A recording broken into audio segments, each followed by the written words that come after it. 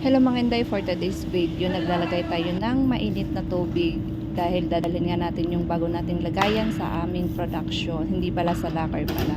So yun mga Inday, alas 11 na break time na ni Inday at first break na Inday. Ngayon ay tayo ay night shift. So ayan, pinlex ko na sa inyo mga Inday ang bago kong lagayan na ng mainit na tubig natin kung saan dyan ako magkakapis sa aming locker or sa labas ng aming company. So mga Inday, bago kami lalabas sa aming locker ay magchichinelas muna kami, magpapalit kami ng aming shoes bago tayo lalabas dahil maraming ang camera dito sa aming company, lalong lalo na doon sa labas.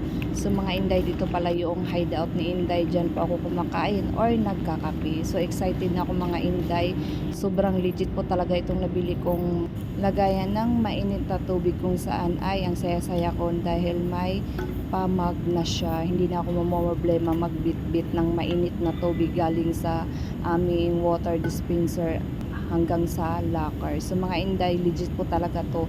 Gawa ng pumasok po ako ng 12 hours bago po ako pumasok ng night shift, nilagyan ko po siya ng mainit na tubig, pinuno ko po siya, and then pag out ko po ng 12 hours, natapos na yung work ni Inday, binuhos ko po yung tubig niya. Ay mga Inday, sobrang init niya pa rin. Kaya mga Inday, bumili na kayo sa Costco nito dahil talagang legit na legit itoong lagayan ng tubig ko na initan. So ayan mga Inday, pinlex ko na ang aking mug kung saan ay nakasama na dyan yung mug sa mainit na tubig na lagayan. So hindi ko po alam kung anong tawag nito. Yan, pinlex ko na po mga Inday ang aking kape na ginagamit kung saan ay black coffee lang po, talaga pure ang aking iniinom dahil nga kanina pag out ko kumain ako dahil nagutom nga si Inday at medyo konti lang yung nakain natin ng alas 5, kaya ngayon fasting muna tayo mga Inday dahil busog pa nga si Inday.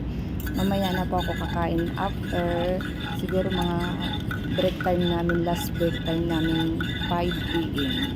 So yun lang po, thank you for watching my video and bye bye.